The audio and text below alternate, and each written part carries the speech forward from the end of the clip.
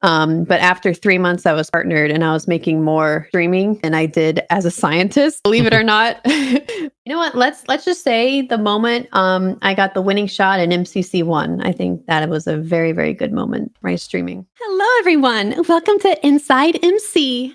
One you might know, but probably don't know I'm in, is I did a Taylor Swift music video. Did you? Yeah, I was in Bad Blood. Alright lads, welcome back to Inside MC, the part of the podcast where I sit down with a very special guest every single week. And this week I am joined with the very cool KaraCorvus. Hi, it's a pleasure to be here this week. How are you today? I'm very, very good. I just woke up like 2 hours ago, so hopefully I am coherent and I sound smart. That's the great thing about time zones. It's coming up on 7 p.m. for me. You just woke up. Works perfectly. So it's the other way around when recording with Australians. I had a Lockie Ness on a few weeks back and I recorded I think it was 11 a.m. my time and about 9 p.m. his time. Oh. So it feels weird being on that end. Yeah, I feel bad for everyone in MCC, especially the Australians. I feel like it's like 2 a.m. or something for them when they play. Yeah. I can't imagine.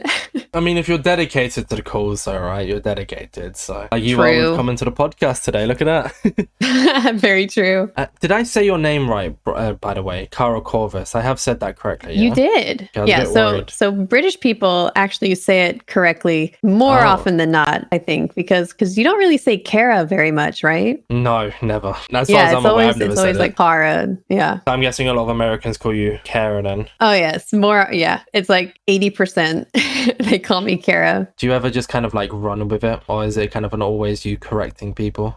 I used to correct them more often, but now I'm just like, whatever. If I'm not seeing them very often, I won't correct them. But if I know they're going to be part of my life for a while, like another streamer, I'll correct them. With me at work, right? So I was telling you before the podcast that these are normally recorded after work. For context, this is being recorded on Sunday. I don't work weekends. I have another colleague who works for me and he doesn't really look like me. He's also 10 years older than me, but he looks, I guess, like a tiny bit similar. His name is Rob. That doesn't dox anything, so it's fine. My name's Charlie for context here. And my managers have just started calling me Rob. So in any scenario where he's not there and they're talking to me, they'll be like, bye Rob, or Rob, can you do this? I've given up correcting them. I just go with it now. I'm just like, okay. Oh.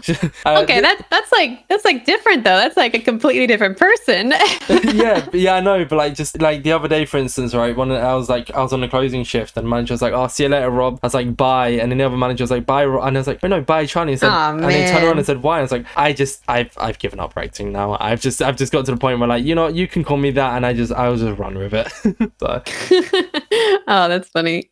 I know it's a completely different person, but it's kind of my way of relating because I don't really know how you could mispronounce Charlie. I don't really think there's any way to. So I mean, but I mean, I feel like that's not disrespectful, but that's more like that you're not even Rob, But when people call me Kara, I'm still the same person. They're just saying my name wrong. It's so funny. Before you kind of because you're full-time content creation, as far as I'm aware. Correct. Yes.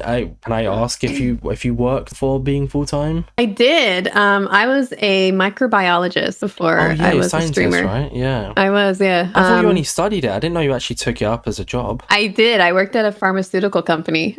Oh, crap. Okay. Fair enough. Where was I going with this? That's it. So obviously know, I can't imagine you've forgotten how companies work and how they sometimes kind of function, right? I think, I'm aware. Life, I guess. So. Yeah. I know the ins and outs of office jobs. I even worked retail. The weirdest job I had was I repaired vending machines on my college campus, which was very interesting. That's vending. That's called vending where I work. Vending, just repairing the machines is vending. Well, okay. So where I work in a public coffee shop, it's in a bigger building. So there's also their own they're stations, for instance, where there's cups and stuff like that. So the vending team would go around, they restock the cups, they restock the milk, and in the self-service places. There we go. Because I'm a barista, I work in a coffee shop. But because there's multiple floors to it. There's also coffee shops and there's also self-service ones. So the vending would be like fixing the coffee machines, fixing the vending machines, kind of like what you did, but an actual like kind of title for it. So nice. Yeah, for me, most of the time I just had to unplug it and then plug it back in and it would fix it. It's a proper technology genius. There we go. Right.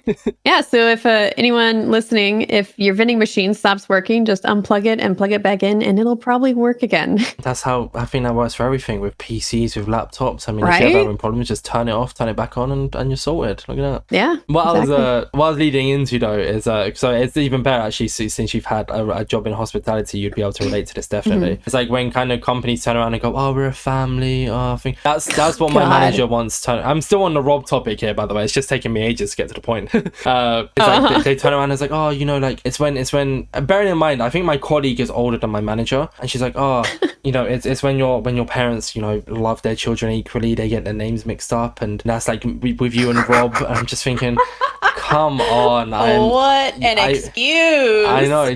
I work. I come to work because the thing, I've got such a mentality of like, once I'm at work, I just do whatever I'm told and I go home. Because no matter if I finish quick or whatever, my job isn't going to finish early. I'm there for a set amount of time. So that's why I've just run with the name. But I'm thinking like, come on, you're seriously not turning around and saying, "Oh, it's because, you know, we think you're equal." Like, I know.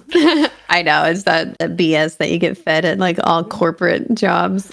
Yeah, exactly. But you know, you get used to it after a certain amount of time. Definitely. Anyways, Kara, I always like to give the intro for you to introduce yourself, even though we're a good nearly 10 minutes into the podcast, at least recording it wise.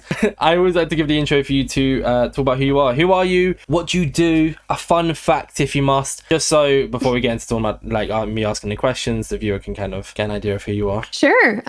So as we've said, my name is KaraCorvus. I'm a full-time streamer / content creator. I started as a creative streamer, so I would make my cosplay on stream, and I specialized in armor. So I like making armor cosplays. I don't do it as much anymore because like it's just not as lucrative than just streaming. But that's where I got my start. And now I do things like casting, like for Twitch Rivals and MCC. I do voice acting. I've living in Los Angeles, I've dabbled in like acting in commercials and things like that, doing some modeling here and there. What else? I'm like a jack of all trades kind of thing. I like doing a lot of different things.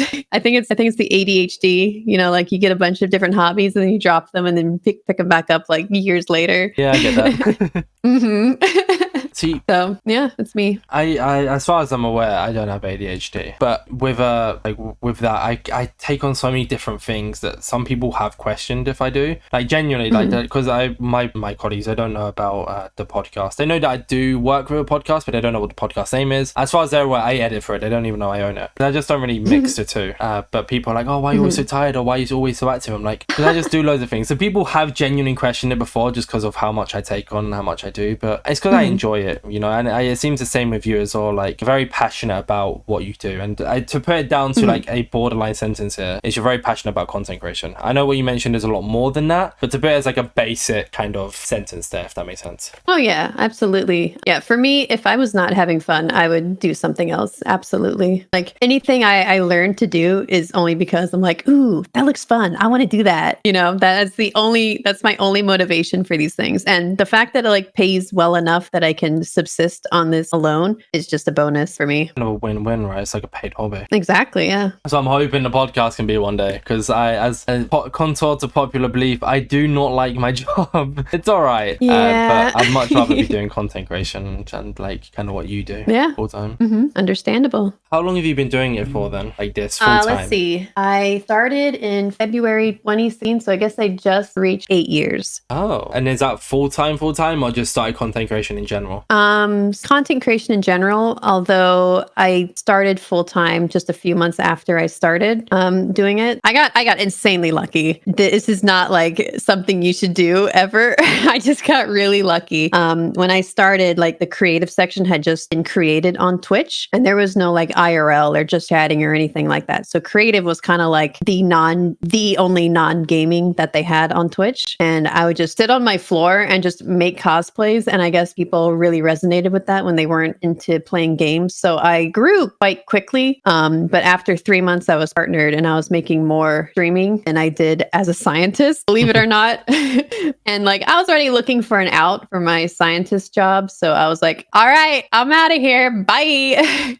So, and then, oh yeah, sorry. Yeah. Oh, sorry. And then I just was content creating ever since. See, the thing is, though, you put it down to like luck, and I can imagine it's part luck. But then you also did something different. You know, like for its time, anyways, you were Twitch, as far as I'm aware, started as like the idea of a gaming platform. It's definitely come a long, changed way since, but it did start off as like mainly gaming and all that kind of jazz. But you know, you like you said, were in the creative section. You were doing something that content creators weren't really doing at the time. There probably was a few, but you did a different thing. So yeah, it's hard luck, but it's also coming up with, I guess it's the same with this. Like there's been Minecraft podcasts, of course, but something like InsideMC, I don't think there's really been much of it. So it's something different, right? And that's what you did, and that's how you kind of got to where you are now. So I don't think you can put it just down to that. You got to take a bit of credit there. I don't know. I think you're giving me too much credit because it's not like I went there like strategizing, like, ooh, what is Twitch missing? What niche can I fill? No, I was just like, if I stream my cosplay, then I'm gonna get it done. You know, like it was more like the chat was keeping me honest about doing my work. And that's why I started. It just happened to be the niche that was not filled yet in Twitch. Exactly, but it's still though, it's not luck. You still did something different, even if you didn't strategize it, even if you didn't purposely do it. I don't think it was just lucky that you chose to do something different. You know, it's like if I get a raid, that's lucky. I didn't strategize getting a raid. I was just streaming the right game at the right time. So you were just doing the right thing at the right time, which was variety. Yeah, that's fair. Very fair. I guess that's me complimenting you in a sense there when you won't compliment yourself. You know, if people agree, they agree. If they don't, they don't. But I personally think I don't think you could just narrow it down to luck. Well, thank you. I appreciate it. Because how I've known you mostly is obviously being more Minecraft than anything. I've known you more for MCC, more for you casted Twitch Rivals, which we'll get into later in the podcast. But you're not really, you've done Minecraft content, but you're not really a Minecraft content creator, are you? I mean, looking more so at your streams now and I was doing the research, you've done a lot of Minecraft, like SMPs and all that kind of stuff. But at least nowadays, you are definitely more variety. I mean, you can pick me up if I'm wrong. Oh no, you're absolutely correct. I mean, I think it's kind of like, I do really like Minecraft, and I don't know if this is like controversial to say, but I have more of a mature audience than most Minecrafters. Like I think my average age range is like 25 to 35 and then older than that. So like I don't have many of the Minecraft fans that are the same as like the more prominent Minecrafters. So in that way, I feel like I'm not like optimizing my streams, well enough to just be doing Minecraft. Like I think my audience resonates more with the variety. So I'd be doing myself a disservice if I just focused on Minecraft. Is it that you also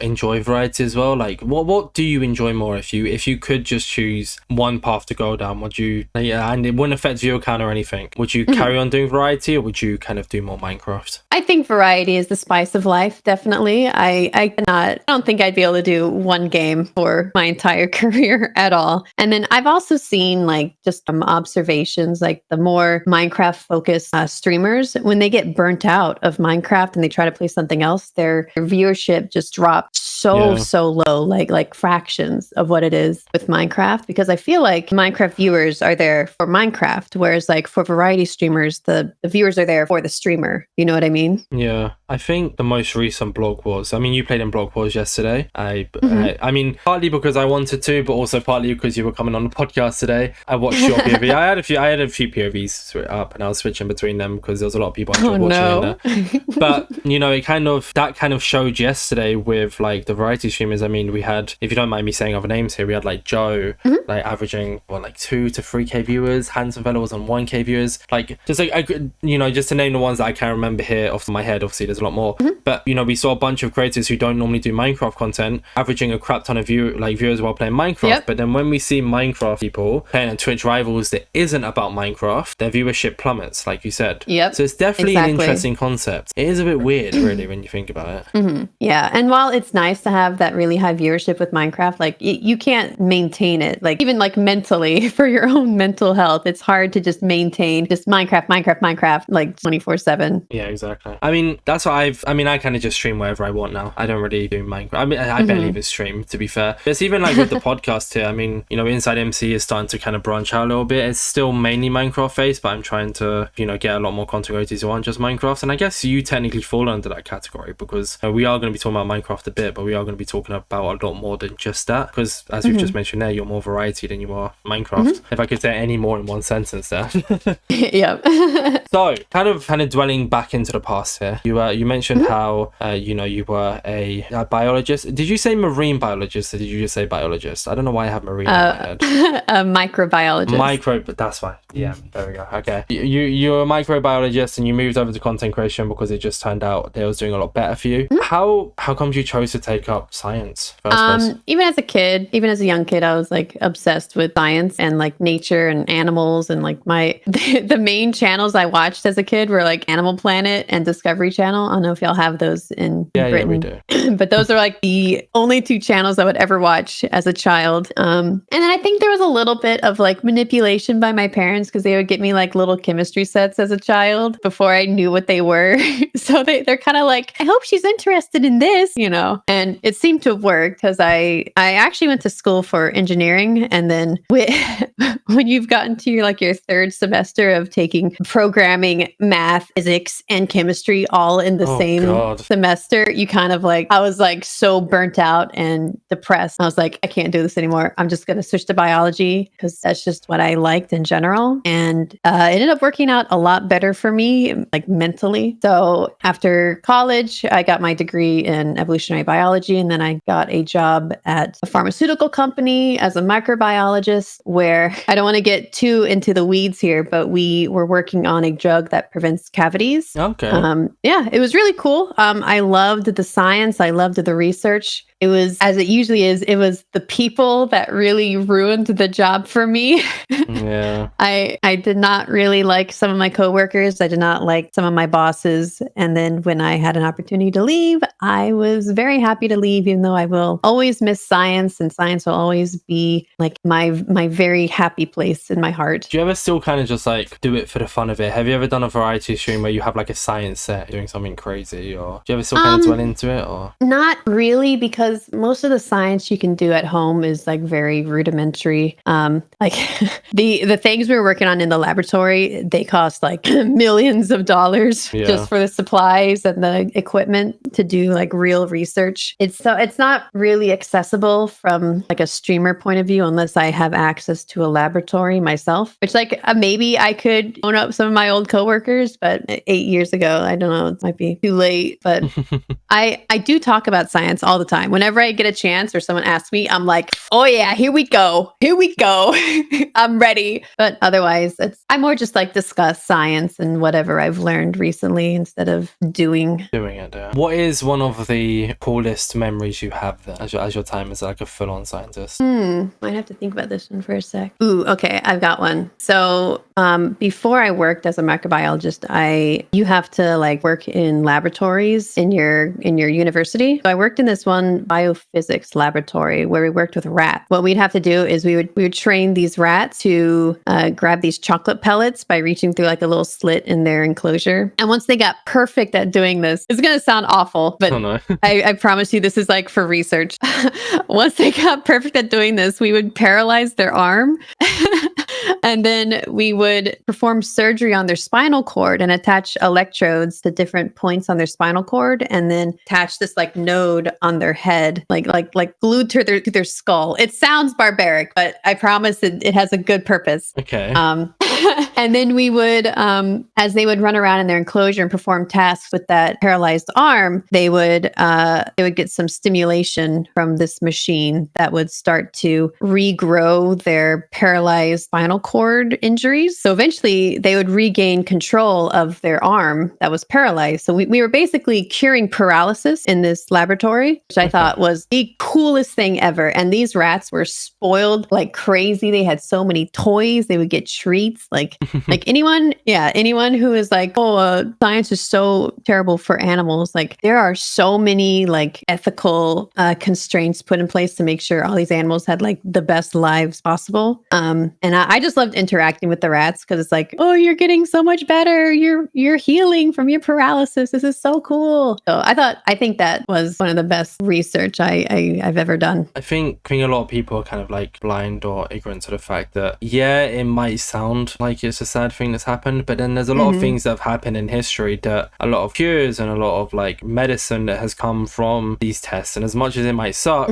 where would we be without it today? You know? Exactly. There's so many discoveries that could not have been made without the necessary sacrifices of animals. And, you know, I mean, it's not like they regain consciousness and like not consciousness, they regain like the ability and they were spoiled rotten, like you said. So it's not exactly like they were just neglected and treated horribly. Like, you know, you did genuinely look after them, and that's why you're like so happy to tell the story. I can't imagine you'd be this proud or this, you know, eager to tell the story if it was like, oh, we treated them poorly, they didn't get any love. Like you clearly looked after them, you clearly did, you know, a good job of what you did, for instance. Oh, yes. And that's why you're proud to tell the story, kind of thing. Exactly. And then from that, you moved into content creation. You know, once it started kind of blowing up a little bit more, you said, screw it, I'm taking this full time. Goodbye. Yep. and then you did this. So you started off with cosplaying, doing all that kind of jazz. Your CV today, and oh God, this sounds like it's an interview now. Your CV is very impressive. The funny part is, I mean, like, you know, to kind of run through the things here, you're a streamer, you're a cosplayer, like you said at the start, you're a voiceover artist, caster, actress, you've done a bit of modeling as far as I'm aware. So, you know, like, how did you go from, you know, oh, I'm just making cosplays on stream to where you are right now? Oh man. I think I'm always trying to optimize. I mean, beyond the first initial luck where I had no idea what I was doing, once I kind of had an idea of how the Twitch ecosystem worked and how content creation worked, I was always trying to optimize, trying to see what was more popular within like a certain means. Like if I was not going to have fun with the thing that I thought was going to work, I was not going to do it, obviously. But I think I just looked at like my time spent and like, how is this going to increase my revenue compared to how much time I'm spending on this, compared to, you know, so many other factors. So once cosplay started to kind of drop off a bit, which it did when Twitch kind of like destroyed the creative section, they kind of gutted it with a few questionable decisions. The changes, and that was like, made, yeah, Twitch seems to do this a lot. But once they did that, I was like, all right, I'm going to have to repivot, try to see what else is going to work out. And then at that time, I was already starting to play a few more video games instead of just cosplay every day, which also was like very terrible for my back and like for my physical health, just like leaning over, making stuff all day. And I cut myself so many times and burned myself so many times. What, I'm like, streaming? How?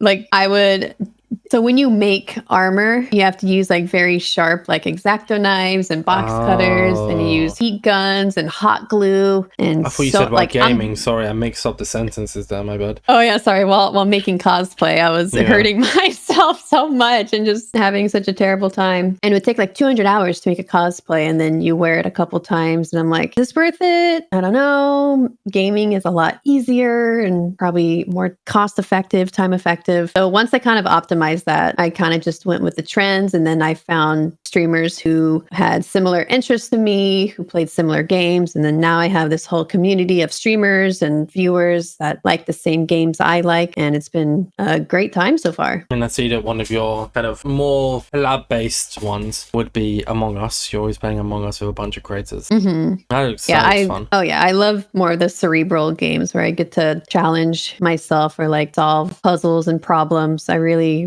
enjoy that, as opposed to like the FPS games that are more reaction time, which I'm not good at all. If I was, I'd probably be a lot better at MCC personally.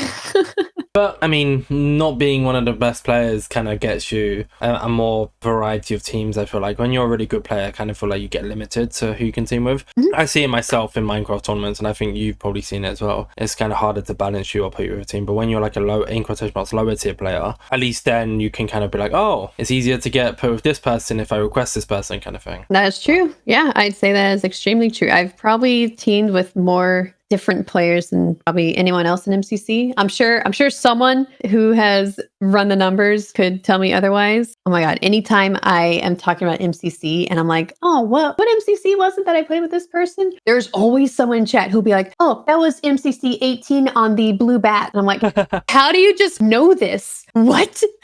Why do you know this more than I do? Yeah. And I'm like, I don't even remember last MCC. How do you know that? But I guess it's just I'm sure people being passionate about it, though. Oh, of course. But I'm sure someone out there can tell me like who has teamed with the most different people. And I hope it's me. Well, if you're listening to this podcast and you know you're a bit of an MCC stats nerd, which is completely fine, embrace it. Yeah, it's impressive. Is Kara the most, what could we say the word? I want to think of a fancy word rather than, has Kara teamed with the most amount of people? No. Does Kara have the most variety of teammates? There we go. Make it sound nice and fancy. That's good. Do I get around the most? Oh, okay, maybe not like that. That's not too fancy. In MCC teams, to be specific here, okay? We don't need any more details on that. I mean, you've played in a lot of, not to go too much into it, because I still kind of want to talk about a bunch of other stuff before we get into specific Minecraft, because we are going to just go full send Minecraft at a point here. Yeah. But, you know, like with MCC, you've played in like not every single one, but you have played since the first season. Yes. Do you have any idea how many you missed? I think I've missed like maybe 3 or 4 canon ones, probably something like that. So I've probably played in at least 30 MCCs. And you also casted it, which was kind of crazy. Yeah, that was really fun. Do you want to talk about that now? Or do you want to save it? Because I've still got a few more questions here. Let's do your questions. Questions. Cool. Right, a basic one, and maybe you're not so maybe not so like, you might not have a massive story for this, but I'm curious anyway. So firstly, is KaraCorvus your real name? Kara is my real name. Corvus is not my real name. Okay, there we go. So now we have a story. Where did the name Corvus come from? So as some people may know, Corvus is the Latin for the genus that crows and ravens are part of. Corvidae is for crows and ravens and jackdaws and a lot of different birds. But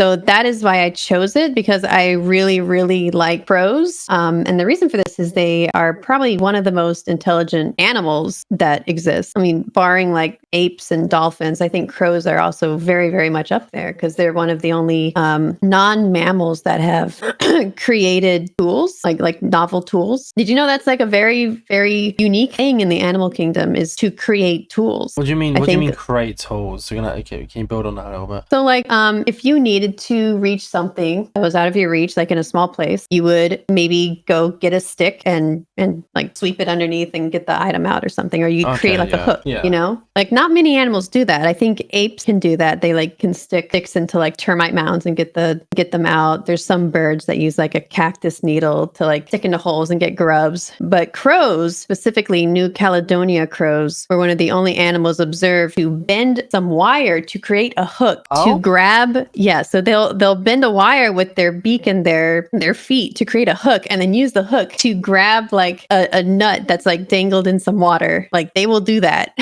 That's crazy. Right? They're so incredibly smart. And I saw this firsthand on my university campus. I was giving a crow like this old cookie. It's like a really hard cookie. It was just like in my pocket that I hadn't eaten or something. And it was trying to eat it. And it's like, oh, this thing is way too hard. So it takes it over to a puddle. It dips it in the puddle so it gets softer, and then it eats it. And I'm like, that was so smart. What the heck? This animal knows that dipping it into water makes it soft enough to eat. And I'm like, that is so cool. And then ever since I did so much more research on crows, like they will wait on like power lines or where there's like a crosswalk. I guess a zebra crossing in Britain, right? Is that what they call them? Zebra crossing? Zebra crossing. Zebra, yeah. Yeah. So they will, when like the walk sign is on, the crows will come down and drop like a walnut on the zebra crossing, and then they'll fly away and wait for the traffic to start again, so that the cars run over the nut, and they'll wait for the crosswalk again and fly down and eat the nut after the cars have broken it open. What? Yeah. I never knew any of this. I just know crows exist, and that's it. Really, I'm not really dwelled into it more than that. Yeah. So I've just been so fascinated with crows and ravens after that I'm like, I'm gonna name myself after them, you know? So you decided to go with that kind of whole theme now. Yep. So now I'm crow themed. Have you ever seen the clip of the raccoon putting the cotton candy into water? Yes, that's so sad. As soon as you said about the whole dipping in water thing, that is literally the first thing that came to mind. I was like, oh no. All right, one more crow story, and then I'll be done. Go ahead. I mean, I'm not in any rush, and I know you're probably going to end up streaming after this. I'm not sure if you do streams on this, but I'm happy to talk for as long as you can. We started recording earlier. I got plenty of time. It's great. Cool. All right, one more crow story. They've also been observed taking like tree bark or like roof shingles. They will literally sled down roofs with snow on them just for fun on like these roof shingles and the bark. Like they'll use them like a sled to have fun. It's interesting to like just to know kind of because I think pigs, right? They're quite smart. Like they're one of like the most hygienic animals in the world, right? But a lot of people don't know that or they don't think it because of the mud and they're all in the mud. But they are factually known as one of the most hygienic animals, and it's like it's just crazy when you when you think about it, or you think like, oh, we evolved, or I don't really dwell into it too much, but it's like, oh, we evolved from like monkeys and apes and stuff, so they're second smartest animals. But then you're saying the stories about crows which I've never heard of. I'm like, oh, they're really smart also. So it's just crazy there's to so hear. much. Oh yeah, there's so much about the like animals and nature and the earth that most people just do not know about, and I think that is one of the wonderful things to experience and learn. Are you much into like what's Assassin's Creed? Is that like Greek mythology? To kind of that is it? Because I remember like playing Assassin's Creed Brotherhood, and I was at this like the plague doctors and stuff. There we go.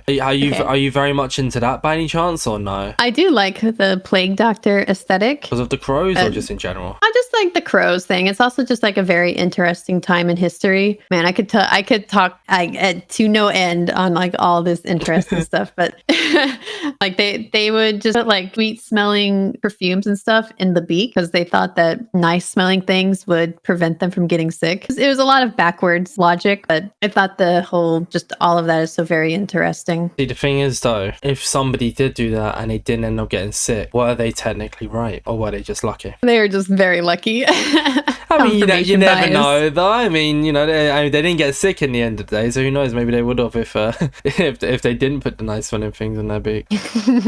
Maybe. I find it also cool, like kind of looking at the history of things and everything. It's definitely certainly interesting to think about. Like I said, I don't really dwell into it too much because it's one of those things where like I just don't because my head, once I kind of look at something and I get invested in it, my head will just go on for like into a massive kind of rabbit hole, and I've got into the mentality lately with how busy I am. I'm just like I can't be bothered to do that. There's like certain games I refuse to pick up and try playing because I know I'm gonna get super absorbed in them, like Magic the Gathering or like Hearthstone. I cannot do it. I know I'm gonna get obsessed. There's one game that I've been playing called what's the name of the game? I haven't really played it much in recent days, but I was streaming it. It was called why is Twitch not giving me the name here? As Dusk Falls. It's like a story game mode where you pick like different scenarios and kind of stuff, but then like there's this massive tree and so with The Walking Dead it doesn't really show you the outcomes, right? There's only one or two outcomes. At the end of the day you kind of get the same result, but with this one you get the same result, but there's so many different tree lines. I'm like, oh my I want to explore them all, but then do I really want to? Do I have the time? Can I be bothered? And it's like, so I love like story games. The Walking Dead is my favorite. Walking Dead Telltale game is one of my favorite games ever. You've played Until Dawn then, right? I see. The thing is, right, I haven't. I want to. I like I said, I really love story games, but I haven't played like all of them. Okay, Until Dawn is a fantastic one for you to play. Yeah. And The Quarry is also very nice. I'm actually going to put them in here. My issue is that, like, for instance, some of them I've watched because I had this one horror game that's really cool. It's the something series. It's like there's like one of the games called Man of Medan, right? And it's so bloody sick, and I really want to play it. Yeah, that one's cool too. The only issue is I've watched content creators play it, and so be it 4 or 5 years ago, I still remember the outcomes because with these games I don't forget. It's bloody annoying. So I might play it, but like with The Walking Dead, I played it on Xbox like a few years back, and I completed it fully. I got every single achievement by accident, and this is something I said on stream. I'd love to stream the game, but my brain can't forget the outcomes. So if I don't get the outcome I got before because I was very satisfied with them, I'm going to be annoyed that I couldn't get the same outcome. But then I also know the outcome, so I can't give like actual good reactions. That's why I've kind of been holding off until like I guess my thing is like I want to stream it to a wider audience. I feel like if I stream it too early, I won't get like that many people involved in it. Does that make sense? Mm-hmm. Like, I totally get it. They're definitely games that you can really only play once. Yeah, exactly. So I want to save it for like the perfect time. So these are games I really want to play, and I'll definitely play the Until Dawn one and Bright, actually, because you sent them both. But I kind of want to wait till the perfect moment. Like I think Little Misfortune or something is one that looks really, really good as well. I really want to play that, but it's like I don't want to play it too early into streaming, or like too early. I totally get it. I completely get it. That's very strategic. That's good. I mean, less strategic, more just wanting more people to see it, because when the time comes and people are like, oh, you should play this, I'm like, I already played it like 3 years ago. You know, so I can't give you a proper reaction now. I want to wait. So, but we'll see. We'll see when it comes. More on the Crow thing then. Your plushie sale just recently concluded. It was a as far as I'm aware, it's a Crow plushie, correct? Yes. So my little mascot, my little Crow mascot, got a plushie made of them, and it was very cool. I was very, very pleased with the reaction it got, and it sold out. And like I really should have ordered more. I wasn't sure how it was going to sell, but I feel bad that a lot of people that really wanted one were not able to get it because it sold out too quickly. I mean, I'm sure in like the future you can do more sales. You can do like a Crow V2 and just have this as like a rare one, right? Exactly. In the future, I'm definitely there's definitely more stuff on the horizon, more stuff in the works. I did a bit of research before the podcast, and back in 2020, you made a tweet about U2s. As far as I'm aware, you haven't had one since that, have you? Not yet. Maybe one day. Maybe one day. Maybe. Well, there you go. See, I mean, who knows? Kara might get a U2s, and if that day ever does come, whoever missed out on a Crow, I mean, which would you prefer? You know, a once in a lifetime collectible KaraCorvus or a Crow? Probably both. I'd like both, but that's not the point. Okay, if you missed out, be happy with the second option at least. You know. So yes. There we go. If that ever comes, I mean, you know, and like you said, because this one did so well, at least now you know in the future that there is the market, I guess, to make another Crow plushie and do that. Yeah, absolutely. And people can look forward to that. Let's talk about the more kind of I you know, we went through the list as if it's your CV of stuff that you've done. I kind of want to ask like what your most memorable moments for each one is. Kind of go through the list here of like what, because like I said, I did a bit of research on these. It's kind of, I feel like it's kind of harder to do, like, you know, find voiceover research, for example. Like I can do as much as I can, but unless I've been involved in your life since the start, it's kind of hard to kind of keep up with all the opportunities. So let's go through it. We've talked about okay. What's your favorite ever moment while streaming? Ooh, while streaming, God, that is really hard. We ask the best questions here on the InsideMC podcast. Oh God, I don't know if there's like a if best there isn't moment. One, that's fair. There may not be one, because I feel like there's probably so many tied for first. Like I have so many wonderful experiences. You know what? Let's just say the moment I got the winning shot in MCC1. I think that it was a very, very good moment, right? Streaming. Wait, you won the first ever MCC? Yeah, I got the last shot. It was just me versus Vicstar, and I hit him first. Vicstar's my go. No. No, poor Vic. That's crazy though. And that's something like you'll get to you'll get to hold that for the rest of your life. Like I won the first ever MCC. No one can ever take that from you. Which is you only do it. That only happens once. You can say I've won MCC, fine, but winning your first ever. Yep. Kind of crazy. Who are you teamed with? Ever. You remember? Yes, I was with Michael McChill, Kratzy, and Burin. It's not even really an overpowered team either. That's a pretty good team, we all carried. We all did our best. KaraCorvus, top frag, I'm hearing. Top frag arc incoming. Not anymore. Used to be the case. It is so sweaty now, but back in the early days of MCC, I was pretty good relative to everyone else. And now you gotta be playing Minecraft quite a lot if you want to kind of stand a chance of at least placing top 10. Yeah, like everyone who's really good has been playing since they like could walk, you know, like 4 years old. Oh no, when do you start walking? Like 1 year old? Whatever. Whenever you feel like it, I guess. Yeah, but like I was already like a full ass adult when I played Minecraft. I was not able to make those neuron connections. Yeah, it's like when you kind of used up all up on being a scientist when you were younger. That was your arc. While other people decided to do Minecraft, so you kind of missed out on that front, sadly.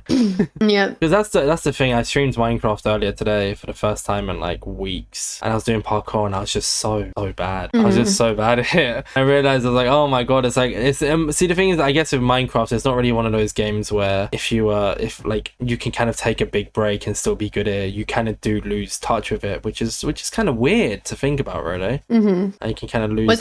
What's interesting is after I've been playing Fortnite for a really long time, like every day. I actually got better at Minecraft PvP. So I feel like the movement and like just, I don't know, just the reaction time, like somehow Fortnite like connected those neurons for me.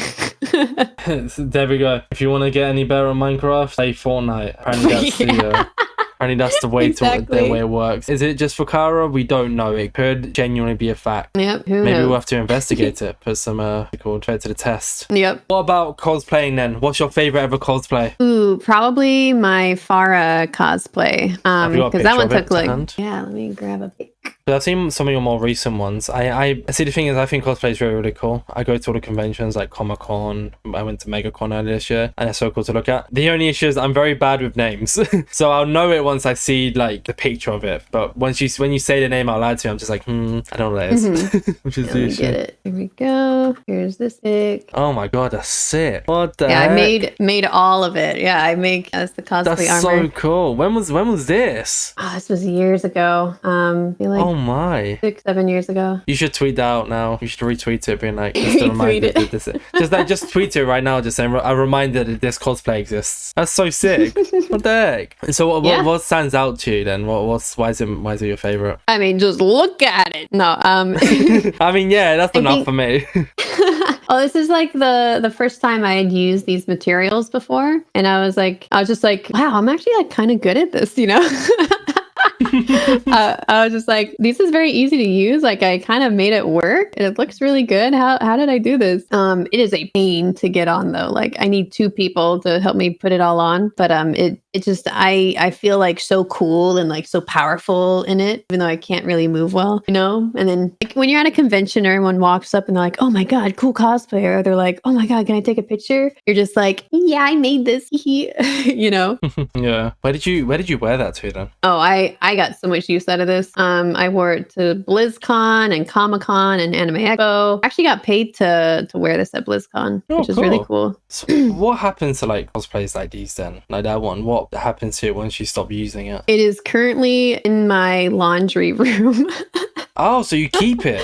I keep them all, yes. Because like they're my babies, man. I spent months making this. Like I can't just throw it out. Like, what if I need it? Is it like an Iron Man situation where you have it kind of like all put in like a little cabinet and in a glass cabinet ready to kind of just equip whenever you need it? So I do want to eventually get some mannequins and then just dress up all my mannequins in my armor cosplays, because I do have a few of them. And they'd be really cool just for display pieces. But I gotta figure out where I'm gonna put them. Even just for a backdrop, maybe. Yeah. You could slap it on the you could slap it in like your favorite ever one, which is I guess this one. You could slap it on like as like a little backdrop for your streams. So it's just always there in the background. Oh yeah, absolutely. I mean, you can maybe rotate it every now and then, like every month you could have a new cosplay back there. Oh god, that sounds like it's so much work. Yeah, I would love to figure out a way to do that. Hire somebody. Yeah. Right. Hire somebody to come in and change the mannequins. There we go. And then there's no more work for you. Look at that. This is your one job. Change the mannequin. You just get one of your friends. Like I will give you £5 if once a month you come and change the mannequin that sits behind me. £5 only. I mean, it's better than £0. It's more than they woke up with. That's right? true. So, be grateful. Be grateful when you can. Now, I'm still going down the list here then. What about voiceover? You're a voiceover artist. I think you've done quite a lot of voiceover, no? I do mostly video games, and I've been helping with a lot of my Minecraft streamer friends, like doing voiceovers for their SMPs. But I think the best one was, do you know who Matt Mercer is? I think it's one of those situations where I'll know if is it a YouTube channel? He does Critical Role. Do you know Critical Role? Yes. I've just searched on Matt Mercer Critical Role. Yes, I know what that is. Yeah. So he's like a very prolific voice actor. He does Critical Role. But I love that channel. I actually did a voice acting gig with him. We worked on the same video game, and I got to meet him like in the studio we were recording in. And he was just such a sweet, amazing guy to talk to. Like he is the nicest guy I've ever met. It's like almost impossible, but he is. And then we had just met that once, and then I saw him again at like a con a year later, and he's like, "Oh, hey, Kara," and I'm like, "How do you remember me?" What? So like he's just the sweetest guy, and I think just being a voice actor on the same game that he was a voice actor, I'm just like, how did I get here? This is amazing. And can you do a bit of live? I guess technically live, just for me, really. Of voice acting here. God. Do the Inside MC intro. I can tell you exactly what to say. And you can do voice acting. I don't want to put you on the spot. You can say no. You can. Okay. Give me a sentence to say, and I'll voice act it. Okay, you can change the wording of this if you like, because it's probably not what you say. Okay. All right, lads. Welcome back to Inside MC. There we go. But you don't have to say lads. You can say a different word there if you'd like. Okay, I'm gonna do like a cutesy anime voice. Okay. Oh God. Okay. All right. I'm ready. Here we go. This is gonna be in the highlights. This is gonna be perfect.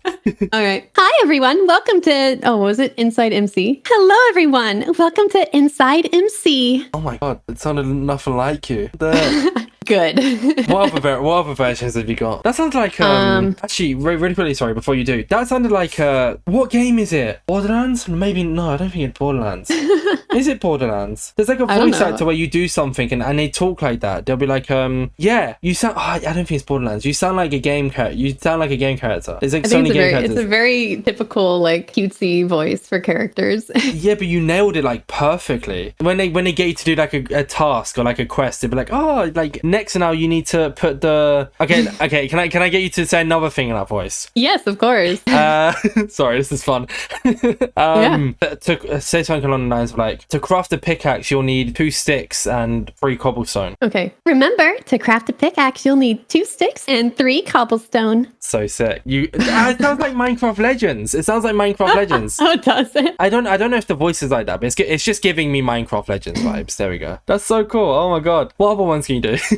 Oh God, what other ones have I done? Can you do any like deeper voice ones? They're a little harder, but it's more like I would need a line to do.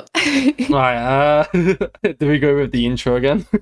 We can do the intro. How about the intro again? Any voice you want. It doesn't have to be deep, but just a different voice. And this will be the last one I get you to do, because you're not a puppet. So yeah, I think the one I just did was more impressive, but it's like, hello everyone, welcome to Inside MC. That's cool as well, though. I like the first one more. The first one was. I do too. Right. I do too. Yeah. That one was still really good though. I don't want to knock it down. That one was really sick as well. Because it was every time I hear like voiceovers and stuff like that, I think it's just normal voiceover. I don't think it's like, in my head, I don't ever associate with like putting on a voice. So when you did that there, that's why it's kind of blown me out the water a little bit. I thought you were just gonna say it in your normal voice. That's so sick. Okay, wait. I can do an Ash Ketchum. Okay. So you can say any line here that you want if you want to do something to do with like Pokemon, if that's easier. Okay. Do any line. Okay, I got Pikachu is my very first Pokemon. Oh my God. Was that actually you? Or did you just play a clip? That was me. Yeah, that was me. No, I don't believe you. You just played a clip. Because you muted up. So you muted up and you just pulled up a clip on YouTube. All right, okay, I'll say I believe you. I'm joking. It's just that good. It's just that sick. I mean, but could you constantly do that though? I reckon you probably couldn't, right? I probably could. When I played VR chat, I had an Ash Ketchum model that I'd go around and just speak in the Ash Ketchum voice to people. Oh my, sounds fun though, no? Yeah. Sorry, I don't know why I said sounds fun, no, because you'd know if it's fun. Was it fun? Sorry. It was super fun. Very How often fun. did you do that then? I used to play VR chat like every day. It's like it's kind of embarrassing. I don't want too many people to know, but like 2018, that was my jam, just VR chat. Oh, I actually had a thing about VR chat, but if you don't want too many people to know, I can just leave this out. No. It's fine. A bit of research here, Kara. Actually, not from me, from one of my researchers, or Till, to give them credit. You were formerly known as VR Chat Monica. Correct, I was. What's that? So if you've played Doki Doki Literature Club, there's a character called Monica. No, I've never played that, sadly. Sorry. I won't spoil it for you then, but she's like one of the main characters, and her whole shtick is like, God, if I say what the shtick is, it's going to spoil it. It's fine. It's one of those ones. If I don't know by now, it's my own fault. It's like when I talk about games on the podcast, I'm like, this game has been out for 10 years. If you don't know the plot of it, that's your own problem at that point. Tell me, go on, spoil it for me. All right. So in the game, her whole gimmick is like she's a self-aware AI program, basically. So like she knows she's in a video game and she knows who you are, like the player. That's cool. So in VR chat, I would do that. So I would put on a really like creepy kind of cutesy voice, but then say like AI things and have like a glitching avatar. So it'd basically be that character. Like I was role playing as her, but like scaring people in VR chat. I can't believe you just ruined it for me. Wow. Ruined the entire part of the game for me. I can never play it now. I'm sorry. Back to the story game earlier. I can never play it now because I know the exact concept of it. No, I mean, that's another game I'll have to check out at one point. How long has that been out for, that game? Do you know? Oh God, it's been a long time. Yes, it's my own fault at this point. If I was genuinely annoyed about it, and I hope people haven't been annoyed about it, it's our own fault for not playing it. Have you got the date here? Oh no. 2017. Oh, okay. No, I mean, wait, actually, no, that is a long time. That's still a while ago. No, that's 7 years. Oh my. That's 7 years old, yeah. Oh God, I keep forgetting like time, and I know. We're in 20. This podcast is coming out in March. This podcast is 2024, dude. It's 2024. This podcast is coming out March 8th, 2024. We're already here. Oh my birthday's soon. Oh no, I say soon. It's in like 2 months from when this podcast is coming out. But... that's fairly soon. Yeah, exactly. Oh, this is going too quick. What's happening? We're in 2024. Oh my goodness.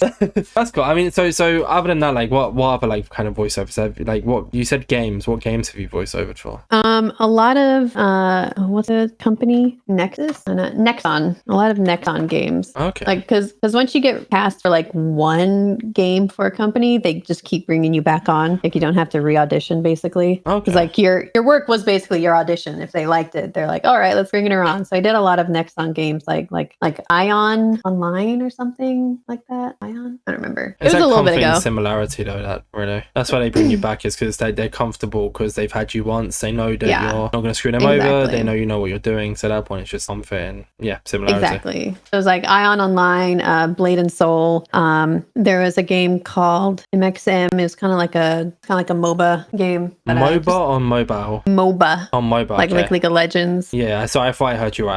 I wasn't sure. Okay. And then for anyone who's kind of like looking to be a voiceover artist or kind of looking to get into that field, have any advice for it? Like how people could branch out and get it? Like if you really need a demo tape, like just record all the voices you can do. Get like just find a script, just random things you can say. Like if you have a really cutesy girl voice, just say, I love going on little walks, and just say random stuff, mix it all together. That's so cool. Just as many different roles that you can think of, you can do. Because the thing is, like, if you're a very prolific voice actor, like you have a bunch of different voices you can do, that makes you so much more of a viable hire, because then they only need to hire one person for like maybe 10 different roles. Maybe 10 might be a little too much, like 3 different roles, 5 different roles. Yeah. Like even if they're background characters, if you can pull off like a little boy, a little girl, like an old grandma, a woman, like a teenage girl, like different accents, that's very, very good. Just make sure you show your full repertoire of voice talents in your demo reel, and like make sure there's like some interesting background noise. Like say you're doing like a teenager voice, like at a high school, you want to put like some background high school like noise to make it seem like it's from like a show or a cartoon or a video game. Essentially show like where you're going to do the voice acting. Don't just do it. Show like in what scenario you'd actually do it. Exactly. Yeah. You don't want them to imagine where they can use your voice. You want to be like, this is what my voice would be great for. And if they have a role for a high school girl or a high school boy, then show them that reel. And there you go. You smashed it. Mm-hmm. It's a bit of a rougher comparison, but this is what we do here on the InsideMC podcast, is do interesting comparisons. It's a bit like, like bilingual people, like they kind of, I guess they might not have to do a reel, but you're more likely to get hired for like a translator position if you can speak more languages, especially if they're languages that are relevant to that scenario. And with voice acting, you're more likely to get hired if you can do a certain voice in what they're, because like I guess some people will be like, oh, like we might need this voice, but then I guess most places are looking for a specific voice and specific idea. But it's also like there's gonna be like one-liner voices from like just random people, like random background characters, and the least people they can hire to do those, the better. Like everyone wants to save money. So if your lead voice actor can also do like a little boy voice who says like, that's my ball, that's the best. My this one question is going to relate more to me. So I'm very interested in this one here. Casting, right. While we're on this, we might as well talk about MCC casting because it's something I announced in the tweet. And this is something I'm very familiar with. Obviously, the other things I know a little bit about, but this is something I'm very engaged in. So as of recently, I've been myself trying to do a little bit more commentary. I commentated a Minecraft tournament with one of my friends, AJX. He's the co-host of the second part of the podcast. It's basically just a podcast that I record on Wednesday. He co-hosts. So we did commentary. By the time this podcast comes out, we would have done a more casual commentary for another tournament. I say casual because it's like a tournament that's... do you know there's like certain kind of tournaments that are really hard to commentate because they're like kind of all over the place and not in a negative way all over the place. So it's going to be more casual commentary. But I'm doing more commentary practice. I think we did a really, really good job because we commentated Minecraft Mayhem. But I want to kind of get more into that field of commentary. I kind of want to open up more opportunities for myself. So this one is really interests me here because you've done a lot of casting opportunities. I'm not trying to gun for your job here. I am looking for advice. Obviously, you've casted for MCC. We talked a little bit about it before the podcast. You've casted for Twitch Rivals Minecraft. You cast for the majority of them. Not majority, but you've casted for a good amount. You were obviously chosen to, instead of playing in... Were you invited to play in MCC Twitch Rivals or were you invited as a caster? I was invited as both. I have a really good relationship with Scott. Yeah. So he was like, if you don't cast, like, you're obviously invited to play. And I'm like, I want to cast. That was the same with me because I could have played in most recent Mayhem, and I've been invited to other tournaments to play, like the casual one that I'm talking about, which would have happened by now, hopefully. It would have happened by now. Hopefully it actually happened. That's what I'm trying to get at. I said to them, actually, could I cast this instead? Because I don't know, I prefer it more over playing. Yeah, so how have you made these opportunities for yourself? Well, the first ever time, so I used to co-host this Minecraft show that was put on by Minehut, if you're familiar who they are. Yes, I am, yeah. So they found me just because I had a viral clip go around and they contacted me like, can I use your clip? I'm like, yeah, sure. And then they were looking for another co-host and like, oh, she streams. Let's ask her. So they hit me up and I'm like, yeah, let's do it. So I basically co-hosted that for like a year. So I got a lot of experience doing that. And it was kind of like my starter casting hosting job. And then later on, Twitch was looking for some new casters for Twitch Rivals. So they reached out to me and they're like, is this something you'd be interested in? And I said, oh, yeah, sure. Here's like stuff I've done in the past. Here's some. So again, it's like you kind of need a reel of like what you've done in the past to prove to people that you can do this, because like they're not just going to take a gamble on someone. Yeah. But even if you do like just pretend casting over something and you get some good footage from that, that's a really good thing to have as a reel to show people. So I got hired for that. Like I was very surprised I got hired for it, honestly. And I did it. And I guess I did a good job because they brought me back on for some other ones. And now I've got more of a repertoire under my belt. And it's like little things build off of other little things until you have this giant mountain of content. How do you kind of like build the confidence then to do this live, especially on a stage in front of people and like your face is kind of, it's easy to kind of commentate behind the screen, but actually putting your face in front of your words kind of thing. How do you kind of build the confidence for that? It's because I am very good at bullshitting. Oh no, don't tell me this entire podcast has just been bullshit. No, everything I've said is completely true and factual. But like even in school, you kind of get the feel of like how to BS your way through things, if you know what I mean. Yeah. I'm very sarcastic. I'm not so much online, but in person and especially in school, I was very, very sarcastic. Very bad. So I get you. But I think it comes down to just getting used to it. Like even when I was in school, like I'm very much an introvert. I was very shy, and then I realized once I got to college, I'm like, this is not going to do well for me in the future if I am constantly so introverted and shy. So I started forcing myself to kind of like learn how to be social, and like I would observe and be like, all right, what are these people doing and saying? How are they responding to people in a way that makes people like them? This is going to sound really like sociopathic, but I promise you it's not. I don't know. That's never a good sign.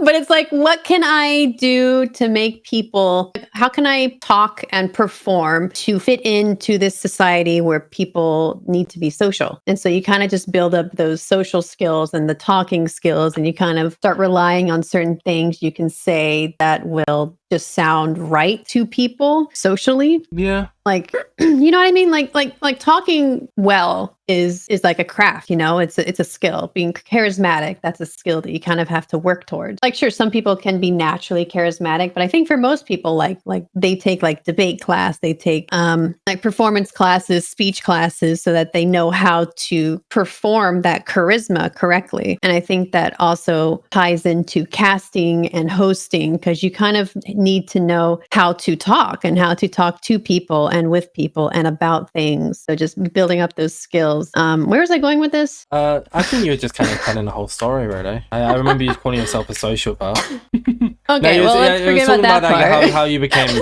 I know what it is. I wasn't joking. It's about how you kind of build confidence to talk on a stage. With your how I worded it was putting your face behind your voice. Yeah, so you kind of have to build up those skills, like either through just repetitive streaming, like because I've done streaming for 8 years now, and I don't feel nervous anymore when I start streaming because I'm like I know what to do. People are just they're gonna like it no matter what. And it's kind of like with it's kind of like with casting and hosting. Like it's also like you kind of have to have less shame and less embarrassment about what you're saying. So in that regard, like the older you get, the less shame you feel about random stuff. Like you can just do something embarrassing, and if you own it, there's no shame at all. So like if you do something embarrassing on stage, if you own it, there's no shame. Like if you misspeak, you're like, oh God, where's my head today?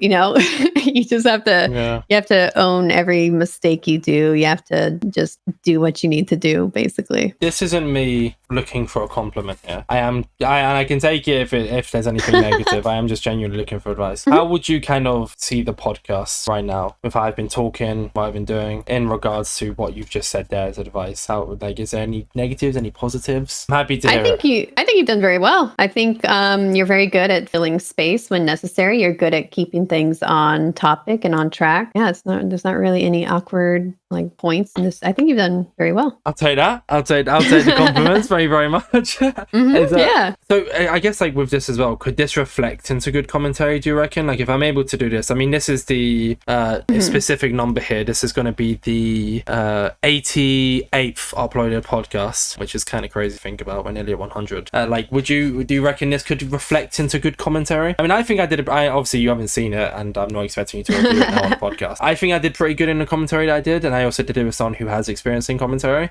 But do you think I could reflect this quite well into hopefully doing something to do with commentary? Absolutely. I think so. Another thing I had to work on was I kind of had a habit of like mumbling a little bit or like kind of slurring my words together, which I had to work on if I wanted to speak more clearly. Yeah. And if I want to be like very technical with you personally, I think you may also have that where you kind of mumble or some of your sounds kind of blend together. So I think that would be literally the only thing, but that might just be the accent or the dialect, which I also had like an accent and like just certain idiosyncrasies with my speech that I had to work on. I was about to, as soon as you mentioned it, if you hadn't said it, I was about there as well. Because, I mean, very stereotypical, but I'm allowed to say it. I speak, all my life, I've spoken really, really fast because I'm half Irish. My dad and my entire Irish side of my family speak so fast. I also speak very, very fast. When it comes to work, I'll have to get used to doing it more online, but in person at work, I've been able to slow down because I'm asking customers questions because obviously they're coming to purchase something and they're like, what are you saying? And because what you said there, because I'm speaking so fast, I'm blending like 2 or 3 words together, and in my head I'm saying all 3 words, but out loud I look back on it, I'm like, what did you say?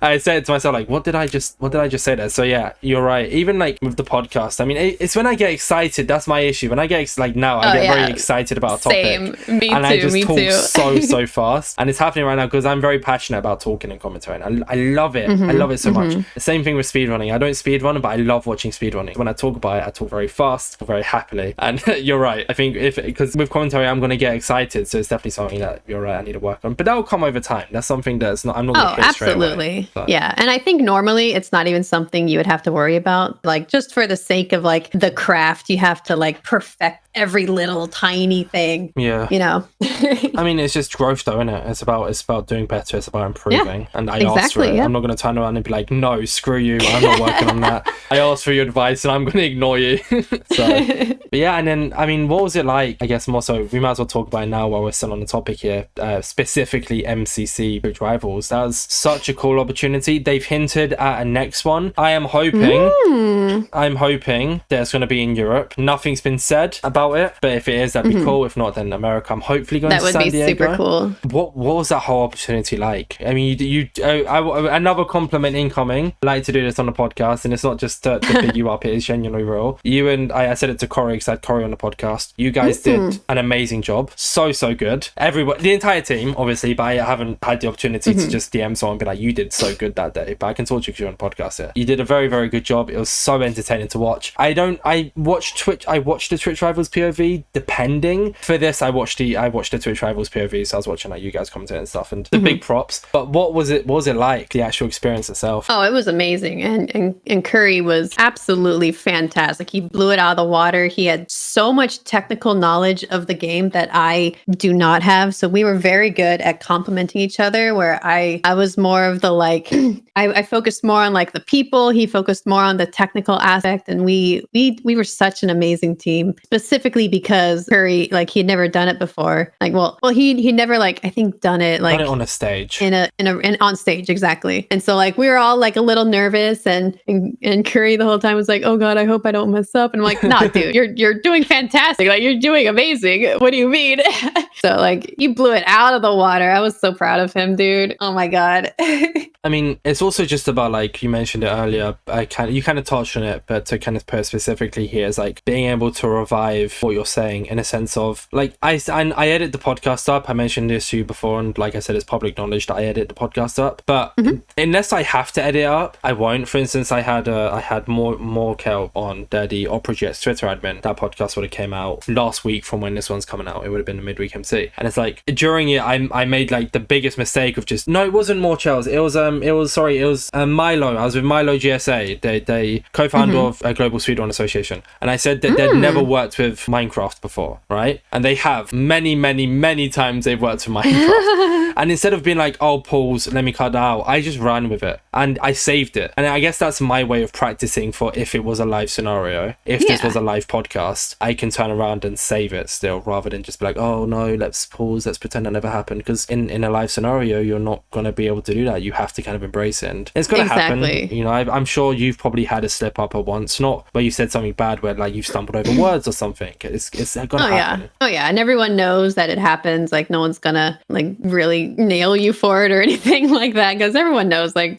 slip ups happen. No one's perfect, and honestly, no one remembers anyway. I'd like to say it's probably about your mentality as well, like, because how I'd see it, right, and I guess it's just the way I am. If I did it and I was co-commentating with someone, I'd want them to make a joke about it, because that would be my way of dealing with it. But I know a lot of people would be like, oh, why'd they make a joke, or why'd they say that? Whereas if I was in that scenario, I'd want someone to turn around and be like, oh, like, if I stumbled over my words, make it all like reference towards it and then move on, because me that'd be fine, kind of thing. Yeah, absolutely. That just depends on who you are and how you're going to deal with certain situations. All right, yeah, I mean, I didn't really have too much to ask on that. I just wanted to ask what the opportunity was like. What's your, did I already ask this? I don't think I have. What's your favorite like commentary? Would it be that? Would it be another scenario? Probably MCC, or I really like, where was it? I think it was the previous American Twitch one, the Pika Clicks one, where they did like kind of the MOBA Minecraft thing. I think that one was also very, very fun. Did you ever commentate the Tubnet one? I did. I commentated that one as well. Oh, you did? Oh my God! So you've done loads of commentary. I didn't realize how much you've done. Oh wait. All the live ones that were Minecraft, I've probably done. Jeez. I mean, that was they were all very fun. Like the production on the Tubnet one was outstanding. Like the guy in the costume and like all the props that were on stage, like those were so cool. And then the Pika Clicks one, like there was just so much like energy, and like the games were just like so intense. That one was really fun because you're just yelling like, oh my God, I can't believe they've done it, you know, stuff like that. It's like they've all just been very, very exciting. But I think just sentimental wise, I think the MCC one just hits the best, because like I have been in almost all of them since the very beginning. Just like the relationship and the history with MCC is just so sentimental and so close to my heart. I think that might have been my favorite. It hits more. It does. It really does. It's like, finally, I'm here. I'm commentating MCC. I've been wanting to do this forever. Yay! You know. Have you ever, like, in the ones that you haven't played in, have you never thought to like try and ask to join the admin stream? Or is that just something you're not really interested in? I would rather play in that regard. Yeah, I'd rather play. I mean, but if it's live, I'd rather commentate. Yeah, that's fair. I mean, I wasn't expecting like a massive answer from. I was just curious if that's your thoughts. Yeah. Like I said, I mean, with tournaments, I'd much rather. I guess to just kind of build up my own little CV here. I want to kind of work on commentating more than just playing, because I feel like I'm not really that good at Minecraft too much anymore. I mean, we talked about it earlier, so I definitely want to practice that. And I feel like showing how much I can speak on the podcast, I definitely think I have the opportunity to do something there. You know, being very biased, bigging myself up here, but you have to be your own biggest supporter, right? Of course, yeah. Moving on from casting then into the final two things here, and I mean, there's now that we've kind of talked about like MCC, Twitch Rivals and stuff, there isn't too much to touch on Minecraft, but there is still some stuff which we'll go into after. Normally I do Minecraft first, then variety, but you have a lot more to show for variety, in my opinion, in a very positive way there. So that's why I'm leaving it till last. I'm going to kind of blend the two into here. I know they're different entities, but they are a little bit similar. Is being an actress and being a model. And just blend them in for the sake of it here, so we're not draining out like, what's your favorite moment? Too much. So in regards to being an actress, what exactly have you done in that field? It's mostly commercials, a few short films. I haven't done anything like crazy, because I did most of my acting stuff while I was a scientist and like just a little bit into streaming. One you might know, but probably don't know I'm in, is I did a Taylor Swift music video. Did you? Yeah, I was in Bad Blood. I feel like that music video. Are you being serious? No, I'm being absolutely serious. Yes. Well, I mean, the podcast made a tweet in December talking about how we're all Swifties. So, massive Taylor Swift fans here. Wait, can you tell me 1 minute? I want to look here right now. Yeah, let me find Taylor Swift Bad Blood feat Kendrick Lamar 8 years ago. So, as you were starting up content creation. Yes, as I was starting. Geez. Let me find. Are you actually? I didn't have a. Huh? You were actually in it? Yes. Let me show you. I didn't have a major role in it. Yeah, but just being in it. I mean, I'm paying it on 2 times, so it should take 2 minutes. We can do filler talk here. Perfect practice. Was it just like for a split second, or are you actually like fully in it? I'm in. It was like a 14-hour shoot. I'm in a lot of scenes, just like in the background. But there's one scene in particular you can very much tell it's me. Do you know that's my favorite Taylor Swift song? What is it? This one is Bad Blood. Yeah, is my favorite one. I think under the podcast tweet, I actually made a joke about it, like certain thing. Yeah, well, I know. Okay. Oh, did you send me the exact timestamp? Oh, you did. Okay. I did. So I'm the girl holding the crossbow, walking in front of the car. Oh, what the heck? How? Yeah, why? What do you mean how? Why? Like, how did you get the opportunity? Yeah, I don't know why I said why. And when I say how, why, I mean more so just in like a shock. It's like shock. My way of saying shock of, oh, that's so cool. I'm not actually expecting you to turn around and be like, oh, well, this is why they chose me. Not like that. So in Los Angeles, oh, of course, you said about this, didn't you? Yeah. Yeah. So in LA, you can just sign up for like casting calls, and they just required someone who looked like me. So I applied for it, and they're like, all right, yeah, we're hiring you. Come to set on Saturday at 7 a.m. And they give you like all the stuff you need. They do your makeup, they do your hair. And then a lot of it is like just waiting around for when your scene comes on. Like, I think of the 14 hours, like 9 of them was just waiting, just doing nothing. But then we had to do every single scene. Like this one scene of me walking, we did like 9 or 10 times, just hearing that one little like 3-second snippet of the song. Like this was before the whole song was released or anyone ever knew about it. So we never heard the entire song. We just heard the song in like 3-second snippets for every scene we would do, but we would hear those same 3 seconds like over and over and over and over. So we'd be like, what the hell song is it? It kind of messes with you a little bit when you listen to the full thing. You've only known the 3 seconds, right? Yeah. Like we heard the like, baby, you got bad. Oh, I forget how it goes. Yeah. It's like, you got bad blood. But you'd hear that. You got bad blood. You got bad blood. Oh, you got bad over and over over. That sounds like a fraud tactic to annoy somebody. Right. And it's actually meant to be an opportunity. Is that you also in the background there at 1:48 when they're fighting in the box? Is that you on the left? It's a bit blurry, so I can't tell. So I'm sorry if it isn't. 1:48. They're fighting in the box. box. Oh my god! I think that is me. How did you see that? Well, I mean, I'm very good at observing things. So as soon as you tell me something, I can. Are you in this scene as well? Oh, where are you in this scene as well? I'm in a lot of scenes. That's not you. There is somebody at 1:53, but it's not you. I don't think they're holding a rocket launcher, but I don't think that's you. No, I don't think that was me. I'm also the legs walking in front of Zendaya. at about 2 minutes. That's me. Oh, yep, I've just seen it.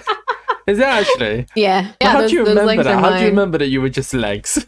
Because I remember they're like, okay, stand here. Okay, now walk. And then I go back and they're like, okay, now walk. Like we did that like 8 times.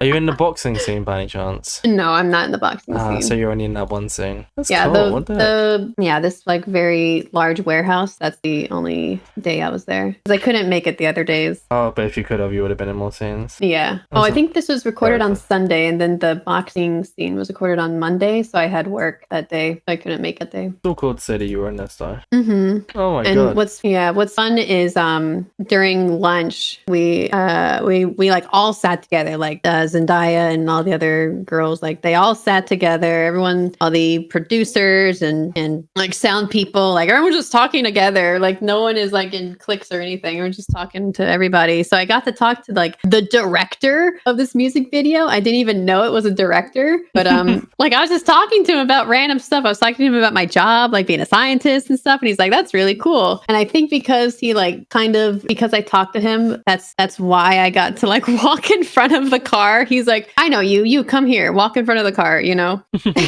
That's just like that's something I always like to kind of take things from the podcast whenever I can, right? I like from just what people say and kind of like not turn it into a life lesson. I'm not like a guru, but just kind of reflect it onto what the viewer could take from the podcast if there is anything in specific. And this is another one of those, like, just be genuine with people, like that there. I mean, it's not like a crazy big opportunity of being legs in the shoot, but it's still cool. And it's still something to talk about, as you've proven right now, because you're talking about it. And it's like, don't force. I think I said this. I think it was on the Ghosty Free podcast we were talking about it. It's like, don't force relationships. Don't forcibly be nice or pretend to be nice. Just be yourself and be genuine and be nice as a genuine way, and you'll hopefully have opportunities come from it, right? Yeah, exactly. I believe in like everything happens for a reason. I'm one of those people. I'm not sure if you are, but I am. And it's like, it's just not to say that being in a Taylor Swift music video has affected your life, but then there's certain things that like you do, and it's like, I can't remember where I saw this, and it's like you're one move away from, or you're one decision away from changing your entire life, right? Yeah. Whether that be from accepting a shoot or, you know, taking up an opportunity that you're not sure you take up, little stuff like that. And I guess it just kind of all links to, if you'd never sat down with this producer and talk, I mean, did you learn anything from them that's affected you in recent years that you can think about or no?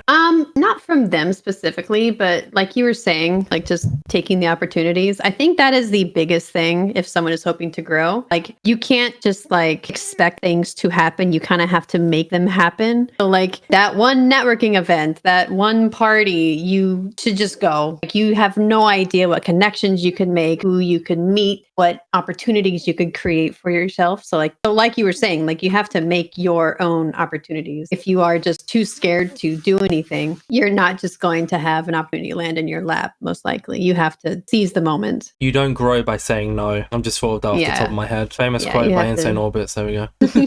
We go down in history books.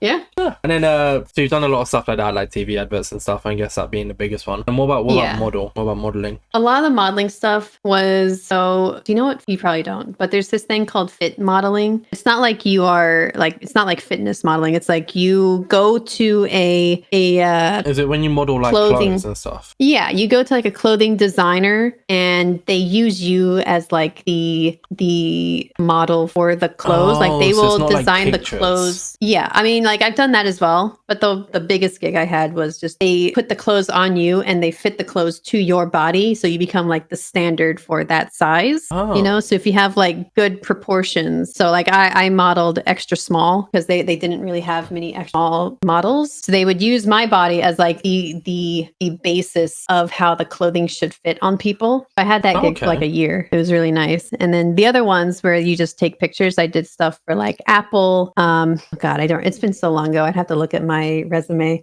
But I've done like a couple things for Apple where Jeez. they just liked how my chin looked, like my jaw. They liked how my jaw looked. Okay. so, so they would just like take pictures of me like holding like the phone Next to your jaw. next to my jaw. Yeah, it was weird. I mean, a job's a job, right? Wherever works, I guess, wherever opportunities arise, even if it was Yeah, regarding exactly. the shape of your chin. Yeah. Because Yeah, and oh yeah, sorry. oh yeah, and I'm just saying I've done like just other miscellaneous things that I don't remember Have you ever done like what they hand were. modeling, like for like a watch or like a? So I've heard Oh hand God, modeling is actually no. really, really hard. Oh I yeah, think. my hands are not nice. I mean, just even like keeping like your hands still and stuff is what I mean. Like shakiness and stuff. It's really hard to kind of do what they do. Apparently, I'm learning. I'm saying this. I watched a Mr. I think it was a Mr. Beast video. Maybe was it? Was it Mr. Beast or was it Sidemen? It was one of the two. They tried hand modeling, and I just remember watching a comparison of them to an actual professional hand model, and it's like that was definitely a crazy comparison. Yeah, I have a cousin who's a hand model, but he's actually a lawyer, but then he just got cast for hand modeling, so now he does hand modeling too. Imagine that. So what do you do? Oh, I'm a lawyer, but on the side I hand model sometimes. Like just when I'm a bit bored or want an extra buck, I kind of just I mean, you know what? Like I mean, kind of like with me right now, I'm working 2 jobs, whatever works, right? Whatever you're happy doing. It's quite cool, I actually. found another thing I was Oh, here in. we go. Sadly for people on the podcast, this isn't going to be showing. I'm sorry. Oh no. But I will put the links to like the links that I've been sent here. I will put in the description below. If you're listening on Spotify, go over to the YouTube, check the description, and if I've remembered, then they're here. If I've forgotten, I don't think Kara's going to delete these from the DM. Hopefully, so if I've forgotten, No. comment and I'll see it because I have notifications on for comments. So, all right, let's see. So Did here's you send me? one iPhone thing I did. It was for the keynote. They wanted. I'm gonna spill all of iPhone secrets Wait, here. where'd you come but- in here? Is it the exact link? At 24 seconds. Which one's you? Is that you on the right? Yeah, that's me. That's you. That's me. You look so different. Not so different. It was like 10 years ago. Yeah, okay, you look a bit different. I did not. Okay, now I see. Actually, no. Now that you said it, I Also, can the see quality it's is really bad. you. Yeah, I mean that's probably the iPhone at the time. Sorry. But Yeah, go on. Spill the beans. Here we go. Yeah, so in this keynote, they're saying like our iPhone is popular all over the world, and they show like in India, in Turkey, in Spain. I have a feeling I know where this is going. Yeah, so this was not filmed in Turkey. It was just in LA at a Turkish restaurant, and they asked for they asked for actresses who were Turkish, which I am. I'm Turkish. Oh. And so they're like, if you look Turkish, we're going to hire you and we're going to put you in this restaurant. Wait, it wasn't even a Turkish restaurant. It was a Moroccan restaurant in Los Angeles.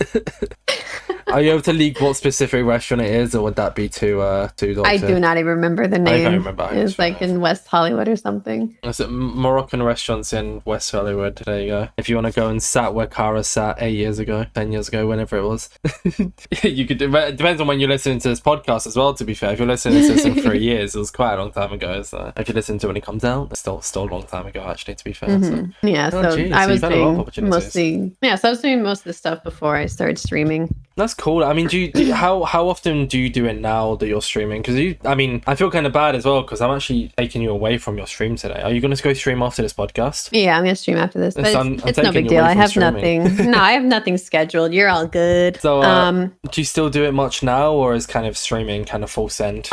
It's mostly streaming, but not because I don't want to, but it's because like there's just not as many opportunities now. Like after COVID happened, it kind of stopped. Like during the pandemic, like all casting stopped, production stopped, everything stopped, and it's still not quite back in the swing of things. So like before COVID, before the pandemic, I was going to auditions all the time. I was booking roles all the time, doing stuff like this all the time, but then just immediate stop once the pandemic happened. And now it's still not quite back there. It's tough. Yeah. I mean, at least it's kind of not a situation of where it's affected your life completely. At least you're still able to have other not at all. opportunities off. So Yeah, and now it's always more of like a this is fun kind of thing, as opposed to this is paying the bills kind of thing. So yes, and then looking at your Twitter account here as well, in your description, why is Ryanair up? No, not Ryanair. Sorry, I was thinking of Ryanair tweets. I got bored. Not during the podcast. This was this morning. Sorry, I don't really use Twitter as much. Contrary to popular belief. You're a rep at 3 Black Dot as well. Well, my representation is 3 Black Dot. Yeah, sorry. What does that mean specifically? Sorry. Like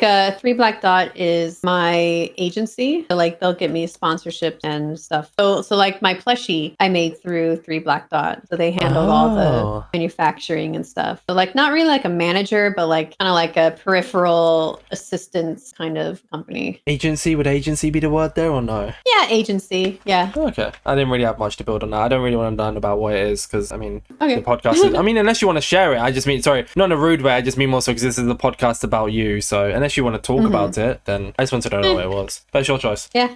It's just an agency. There we go. Okay. Well then, moving on, Kara. More into Minecraft specific here now. We've spent ages talking about you, variety and stuff like that. Yeah. So for the Minecraft viewers here, let's learn a little bit more about you. So you've been playing MCC since the first one. We've established that. However, you kind of seem to be starting to play in a bit more tournaments. You played in Block Wars yesterday. But where did you place individually in that? I think I was like 18th or something. I could have done better. That's not bad. I mean, that was like my 6th Block Wars. Yeah, it's still cool though, no? Yeah, let's get your specific. I can get individual leaderboard. Where is KaraCorvus? Where did you say 18th? I think it was something like 18th. 19th. Sorry to be specific here. Was it 19? It was 19. Yeah. Okay, I think I was 18 for most of it, and then at the very end. To be fair, it was only by 7 points. So. Oh, what the frick? So you were basically. I mean, and you were below Big Puffer as well. So you were basically 18th. It's fine. Yeah. How was that? I mean, I think you had a full female team, right? Which was pretty cool. I did, yeah. It was so nice. I like being with ladies because we're all like, oh, you did so good. Oh, you look so great. Oh, you're so sweet. You're so nice. Oh, you did so good. Oh my God, carry me, queen. You know, it's very you feel very good on that team. Do you plan to play in more tournaments, or is that kind of like your limits? MCC, I'll sign up for every MCC. Block Wars, I think they also do a very good job with Block Wars. It's just a little too sweaty for me. The only reason I signed up for this one is because it was like the rookies, and it wasn't going to be as sweat, even though it was still a little sweaty. What about other tournaments? If they're like not as sweaty, would you think about joining those? Oh, I do most tournaments that I can get my hands on. Yeah.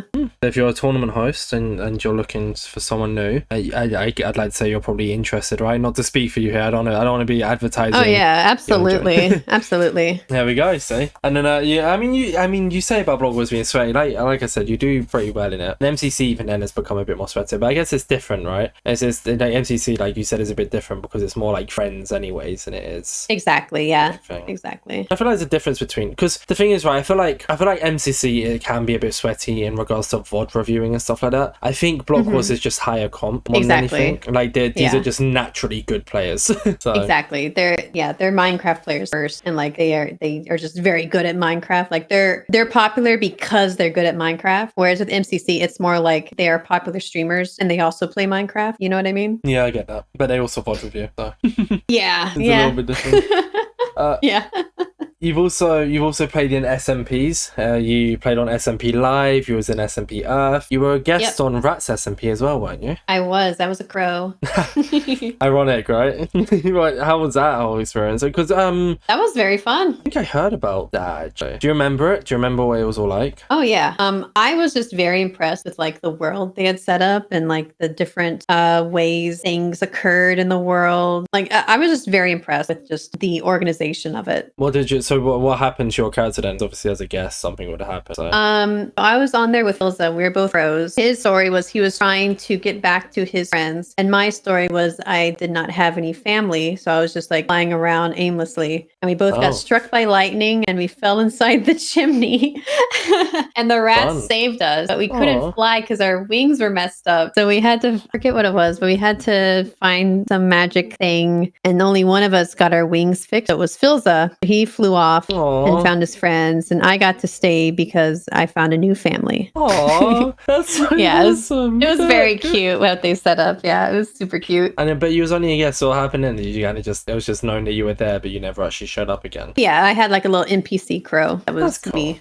Oh, that's really sweet, actually. Oh, I was about to say, I can't believe Phil just ditched you, but it was actually a wholesome ending for the both of you. Look at that. What was SMP Live and SMP Earth like? You were quite involved in those, weren't you? Oh my god, SMP Live was just for chaos all the time. And that was actually one of the first times I had played Minecraft. Oh. Well, not the first time. First time was like back in Like prominently, I guess. more prominently, yeah. That's when I like got back into it. So I was like basically learning along with like all the chaos and stuff. Do you enjoy SMPs? Oh yeah, I think SMPs are very fun. Yeah. I mean, nowadays they have to have more going for them than simply just a vanilla world. Yeah. But I think the friends really make it something special. That's like with is it Hermitcraft? No, yeah, there's Hermitcraft. There's also, what's the other one that's like big? I can't remember the name of it. Wait, is it Hermitcraft? That's gonna be really annoying now. I know exactly one name who's just been added to it, so I can just search them up. Oh, it is Hermitcraft I'm thinking of. Yeah, with like Hermitcraft right now, it's like, so that's built on friends, because there's nothing like you said there where it needs to be kind of like all special and stuff, which is completely true. Times are changing. With Hermitcraft, I still remember seeing a tweet about it. It's so true. It's like it's built on just friends. Like they're all dedicated to it, and that's why it's lasted for so long, because they all actually want to like make it last. They've got the dedication to carry on playing it, and that's why it does so well for views and everything as well, considering it's just a survival world, because these creators are actually seeing it through. So any other SMPs that you've played in that I haven't mentioned? Is there any like big ones you remember that you quite enjoyed? No, I guess not any crazy big ones. They're like the main ones I mentioned there. Yeah, the main ones, yeah. That was it really for Minecraft. I realized actually I didn't really have too much to talk about on the Minecraft front. I mean, we talked about all the other things, which is I've really enjoyed. That was really cool. I do have some Twitter questions here, though. Yeah. But is there anything that like you thought I was going to bring up this podcast that I didn't? Do you want to touch on, or have we pretty much covered all the bases? I think that's the basics. Yeah. I've done a good job looking at it. Yeah, you did a great job. All right, Twitter questions then. Some of these we would have just answered, and it's not because they were Twitter questions. Twitter questions kind of come after topics, if that makes sense, in the sense of like there'll be a few Twitter questions which I've asked throughout the podcast, but they were questions I was just going to ask anyways. So if you're listening to this, it's been answered, then fair enough. Okay, here we go. This is a good one. This is from Benjamin Christian. Do you get nervous before casting Twitch rivals? And if you do, how do you mentally prepare to get in front of the camera? I think we touched on this a little bit. Yeah. I don't really get nervous about many things anymore. Oh, fair enough. Can I ask how old you are? I'm 20. This is relevant. You're 20. Okay, so you're pretty young. I guess. Yeah. In my eyes. yeah, you're not. Yeah, fair enough. Yeah. I remember when I was 20, I would get nervous about many things all the time. But now that I have like kind of lived my life, I've seen the world, I've gone through many, many things. I just don't get nervous anymore. Because I think the main thing about getting nervous is like just being afraid of like maybe like messing up or making a mistake or embarrassing yourself. But, like I don't care about that stuff anymore. I just don't get embarrassed really anymore. I don't feel shame anymore. I'm just like whatever. I'm living my life. I don't give a crap about much anymore. So in that regards, no, not really. I mean, I had a feeling that you didn't get nervous. It was more so the second part of the question, which was interesting to me. But yeah, sorry, Karen, I didn't mean to cut you off there. Oh no, what was the second part of the question? It was how do you mentally prepare yourself? Their way of wording it was if you get nervous. But do you know like in High School Musical? I'm assuming you've watched High School Musical. Like I have not. No, you've never watched High School Musical. That was after my time. So what if it's after your time? It was not relevant to me at my stage in life to watch that. Okay, well, it's like a scene where like Ryan and Sharpay like go like prepping to sing, right? That's their way of prepping. So do you have like a little thing that you do before every like a little ritual, I guess, before you commentate? Yeah, I like drinking some hot tea. Usually, so when you cast, they give you like a run of show, which is like they have everything split down to like the minute of what you should say when things are happening. Like I'll look that over a little bit and be like, all right, when this happens, I need to do this. When this happens, I need to throw it to this person. Like it's mostly just reviewing your notes, just like making sure your voice is taken care of, making sure you go to the bathroom. It's not as much mental preparation as much as like just getting my practicalities done. Oh, they actually have like a full on, you need to do this at this certain time stuff. Oh God. Yeah, because they have like certain, like sponsors. You have to read the ads, and you have to know when the camera's going to be on you, when you need to talk about these players, when the interviews happen. Make sure everything runs smoothly. How do you memorize all that? You don't really have to memorize it specifically, because they also have like a prompter next to the camera, and they have like little screens you can look at. They hide it all very well, but there's like little screens you can look at that'll tell you what's coming up next. So they'll be like, it'll be like, Kara, throw to Curry, or like, Kara, throw to whoever. So it's not like you have to memorize. Yeah, you get used to it, and then you also just knowing kind of about the schedule, just seeing the schedule kind of helps to be prepared. Because you do test runs as well, don't you? Before comment, you do like a practice commentary and stuff like that. I think. We do rehearsals. Yeah, we do like a quick. Yeah. So what normally happens is like before the show, like just everyone gets in a group call and you go over the run of show. It's like, you're gonna read this ad, you're gonna read this ad, and then like an hour before the show or 2 hours, you go through the entire run of show. It's like you read every ad, they put up the graphics to make sure everything is synced up. You go through the entire run of show, and then you get like 15 minutes as a break, and then the show starts. Jeez. Oh, so you literally do it back to back. Yeah. That's fair actually, though, I feel like, because then like at least you don't have like a little break in between. You're prepped, you've just done it, you're ready to jump into the real thing. Exactly. It's fresh in your brain, you hop to it, you know exactly what's coming up. Yep. Oh shit, that's cool. I actually didn't know about that. That sounds a little bit nerve-wracking. Not nerve-wracking in the sense of actual nerves, like as in just a lot to remember. It's just a lot of stuff. Yeah, it's just a lot of stuff. But it's once you've done it once, you've done it once kind of thing. So. Exactly. Oh, cool. What tea do you drink? Very random question. You said hot tea. I like basic or I like chai. But if it's for my voice, I'll get like a green tea with like lemon and honey in it. Ooh. Specifically for my voice. Do you know what you should try? I have a recommendation. Okay. Apple and cinnamon. Ooh, that does sound good. It's so good. Because I normally, well, they used to do it where I work. They stopped doing it now. They also are about to run out of lemon and ginger, which is one of my favorites. They're like changing the whole brand. They're just not selling it anymore because it's not popular, which is fine. But yeah, apple and cinnamon, lemon and ginger. More so apple and cinnamon is so good. If I'm ever to give you a recommendation, that would be it. So. Yeah, I'll check it out. The next one then is from Marissa Mitzvah. Besides TikTok, what's your favorite social media platform? So she's making a joke because she runs my TikTok. Oh. I had a feeling there's a more there. That's why I asked it. So Marissa makes my TikTok my favorite, obviously. But otherwise, like, I'm going to be completely honest with you. I hate social media. I absolutely hate social media. If I did not have to do social media, I would be so happy. Like I grew up, like my childhood and my teenage years, we did not have social media. We didn't have that. We had like MySpace, but that's it. Like we barely had MySpace. I hope I'm not like aging myself, but we had MySpace. We barely had Facebook. So I didn't grow up with like the expectation of social media just existing. So I really, it's been so hard for me to actually do social media and like make it work for me. Cause like it is so foreign to me. I don't know much about social media, if I'm being completely honest. And I'd rather just not have to deal with it. To bring it up again, work, sorry. I know, I love it so much apparently. So the closest person to my age is 30. I'm 20. You sound like all my work colleagues with the whole internet stuff, because I don't really use it. Like, like the one who's closest to me, I thought, oh, you're 30, so you might at least be a little bit close in regards to like talking about stuff. And all he does is sleep and watch TV. So I'm like, and he uses Twitter a little bit, but barely. He doesn't know like what I know, and it's just like, oh god. Yeah, I only started using social media when I started streaming. I did not have it before that because there was no need. There was no. I did not see a purpose in social media. Would you say that social media would help with like building your self-esteem now, though? Would it help building my self-esteem? Sorry. Oh no, no, not self-esteem. I mean, yeah, you can answer that as well. But I said CV. Sorry.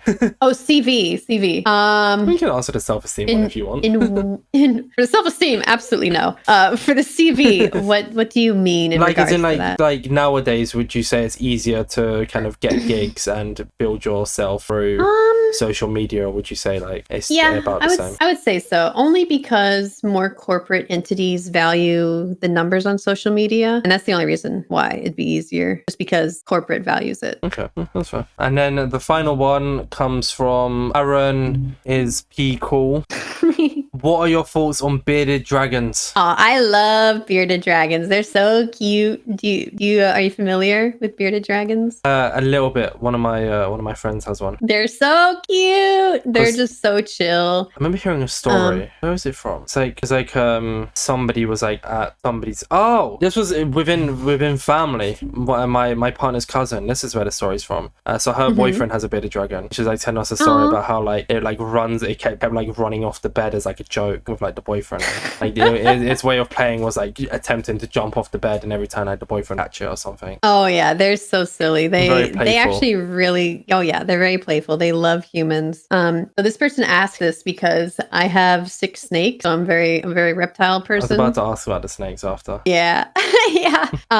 Personally, I would not get a bearded dragon simply because they have to eat like every day or every other day, whereas the snakes, they only eat like once every 2 weeks. So with my kind of work, I can just leave them for a week and not have to worry about it and just have someone clean their water. Like I can go off to TwitchCon in Rotterdam and just do my thing for a week and come back and they're perfectly content, you know? Yeah. Because this same cousin has like snakes as well themselves, and I know I said that's the I think I said that was the final Twitter question, but we might as well because I wanted to ask about the snakes anyway, so I might as well give this person credit for it as well. It's from K No Meme. Can you introduce all your pet snakes? I didn't know you had 6. I thought you had like 3. You had 6 snakes. I have 6. I actually have a website dedicated to my snakes, and I'll send that to you. I thought you're gonna have to introduce them anyways. I want to hear it from you. I will. So you'll notice a theme. Cool. My first snake was named Udon. Okay. He's a ball python. My second snake is named Soba. He's also a ball python.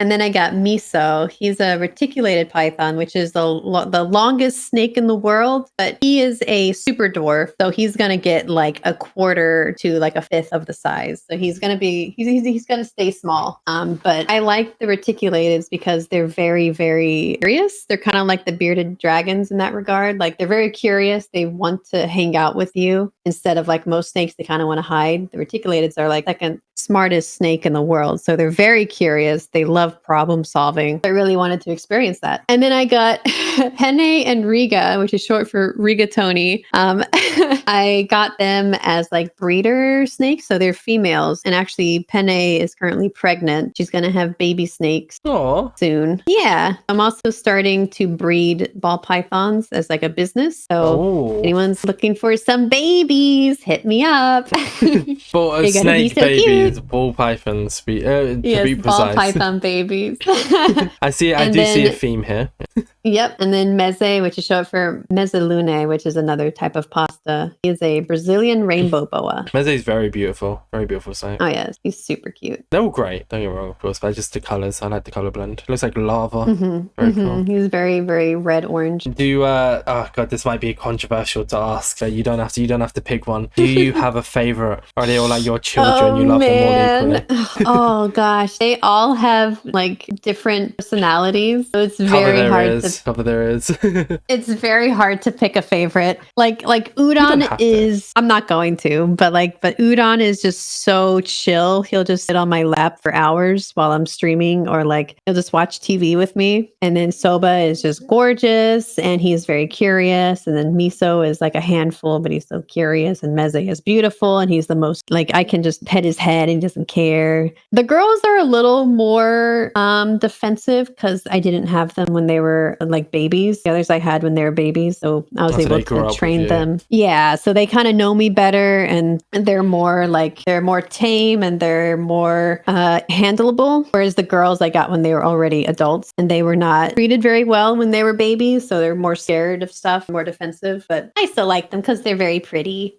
Yeah, that's cute. I have animals. I have a dog and a rabbit. Oh, cute. Yeah, I can't have furry animals. I'm allergic to fur. Oh no! But like when you say sorry, this is gonna sound really really stupid, but I'm gonna ask anyways. When you say allergic to fur, do you mean like animal fur, or just straight up like if you were to buy something furry, you're allergic to that also? Just animal fur. I think once. But what about like if it's turned into clothes or like a jacket? I think that's fine because I think it's more like the chemicals that the animals give off. Oh yeah, okay. Like the mammal mammal things, mammal chemicals.